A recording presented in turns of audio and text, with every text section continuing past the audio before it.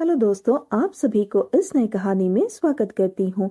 मेरा नाम आयुष है और मैं दिखने में ठीक ठाक हूँ। मेरी हाइट 5 फुट 8 इंच की है।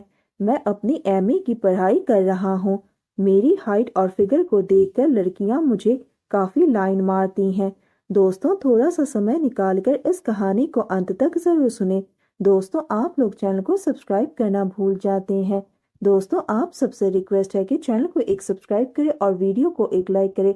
दोस्तों, आप लोगों की एक लाइक और सब्सक्राइब से बहुत ही मोटिवेशन मिलती है कि हम ऐसे ही कहानियां आप सबके समक्ष प्रस्तुत कर पाएं। दोस्तों, हम बहुत ही मेहनत से कहानी लिखते हैं। आशा करती हूँ कि यह कहानी आप सबको पसंद आएगी। चलिए अब कहानी में आगे बढ़ते हैं और आपको यह कहानी सुनाते हैं।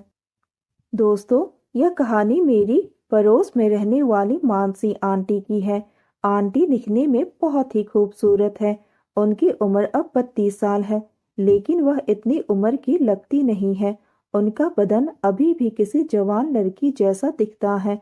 आंटी दिखने में इतनी खूबसूरत थी कि मेरी नज़र तो उनसे हटती ही नहीं थी। वह दिखने में एकदम 19 साल की लड़की जैसी दिखती थी। उन्होंने अपने आप को बहुत ही अच्छी तरह से मेंटेन करके रखा था। यह बात मार्च महीने की है। मार्च में परीक्षा होनी थी। इन्हीं दिनों मेरी माँ और पापा को किसी रिश्तेदार के यहाँ एक हफ्ता के लिए जाना था, तो मम्मी आंटी से मेरे खाने के लिए कहकर गई थी। शाम को ही मम्मी पापा घर से जाने के बाद मैंने गेट बंद कर लिया। शाम का खाना मम्मी बनाकर गई थी, तो आंटी आज नहीं आने वाली थी, इसलिए मैंने सब खिड़की गेट बंद करके पहले एक मूवी देखकर अपना टाइम पास किया। इसके बाद मैंने खाना खाया और पढ़ने के लिए बैठ गया।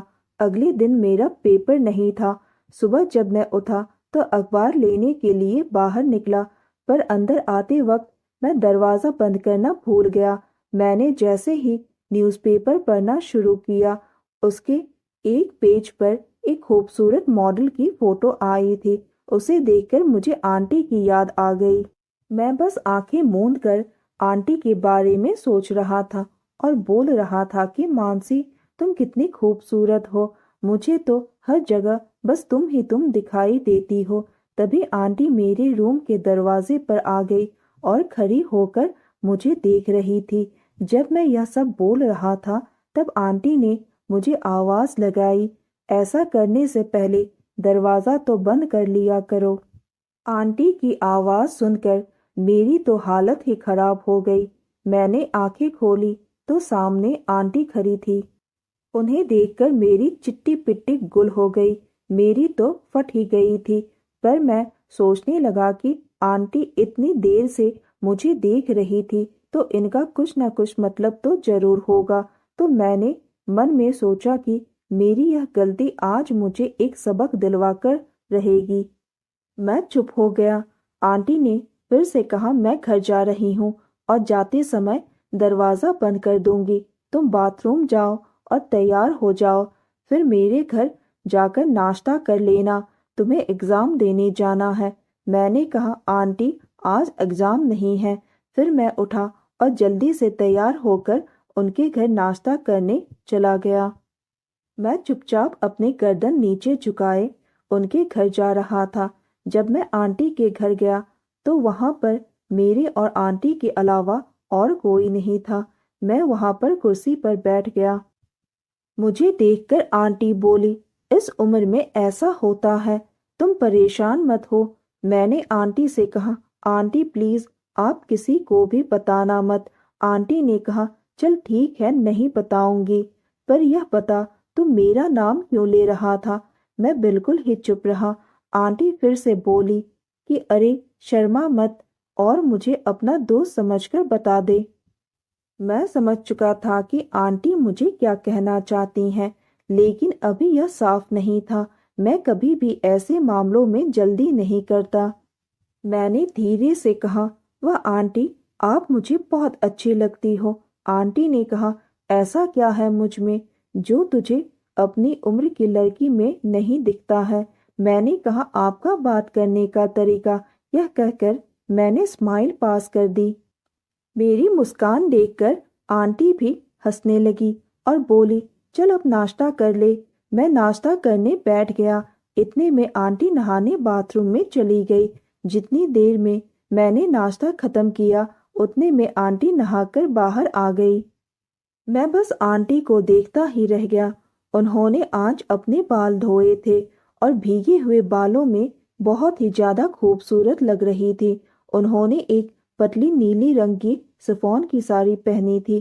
तब आंटी ने कहा, तूने कभी कोई औरत को साड़ी पहनते हुए नहीं देखा है क्या? फिर मैंने कहा, आंटी मैं बस यह देख रहा था कि साड़ी बांधते कैसे हैं।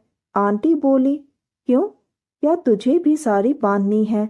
मैं हंसने लगा और बोला, नहीं किसी और की बांधनी है। आंटी बोली, किसकी?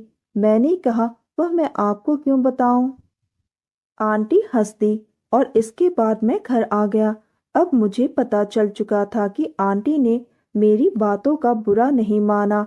मैंने मन ही मन सोचा कि चलो ठीक है, आंटी ने कुछ एक्शन नहीं लिया, उनको शायद बुरा नहीं लगा होगा। फिर उसके बाद मैं घर आकर अपनी पढ़ाई करने लगा। दोपहर को आंटी मुझे बुलाने आई। मैं उनके घर गया और चुपचाप खाना खाकर आ गया, क्योंकि तब उनके बच्चे भी घर पर ही थे। उनके बच्चे थोड़े बड़े थे। आंटी के दोनों बच्चे ट्विंस थे। वह दोनों स्कूल में पढ़ रहे थे और दोनों की उम्र लगभग 10 से 11 साल की होगी। 1 घंटे बाद आंटी खुद मेरे घर आई। मैं आंटी को देखकर थोड़ा असमंजस में था कि आंटी इस वक्त क्यों आई है। आंटी मेरे पास आकर बोली, क्या कर रहे हो बेटा? मैंने कहा, कुछ नहीं आंटी, बस मैं पढ़ रहा था। मैं आंटी को घूरने लगा। मुझे कुछ भी समझ में नहीं आ रहा था कि आंटी इस वक्त मेरे घर में क्या कर रही है। फिर आंटी ने कहा, तू मुझे इतना क्यों घूर रहा है? मैंने कहा, ऐसा कुछ नहीं आंटी, बस मैं आपकी साड़ी देख रहा था, बहुत ही खूबसूरत है। फिर आंटी ने कहा, चल तू मेरे साथ मेरे घर में। मैंने कहा, इस वक्त आंटी? आंटी ने कहा, तू चल तो सही, तेरे साथ मुझे थोड़ी काम है। मैंने कहा, ठीक है आंटी। जब मैं उनके घर पहुंचा तो आंटी ने कहा, बेटा आयुष, तुझे मेरे कुछ काम करने पड़ेंगे। मैंने कहा, बताओ आंटी। तो आंटी ने कहा कि बेटा, मेरा बगीचा बहुत दिनों से सूखा पड़ा हुआ है। मुझे टाइम नहीं मिलता है अपने बगीचे में ध्यान देने को। तुझे मेरे बगीचे में पानी देना पड़ेगा, और हाँ, तब तक देना पड़ेगा जब तक तेरे मम्मी पापा नहीं आते हैं, वरना मैं तेरे करतूत के बारे में तेरे पापा को जरूर बता दूंगी। मैंने कहा, आंटी सॉरी, मुझसे बहुत बड़ी गलती हो गई। मेरी बकवास बातों का आप प्लीज बुरा मत मानना। आंटी ने कहा, तो न्यूज़पेपर में मॉडल को देखकर मेरे बारे में जो बोल रहा था, मैंने सब सुन लिया है। अब मैं मजबूरी में ही सही, मुझे आंटी की बात तो माननी ही पड़ी।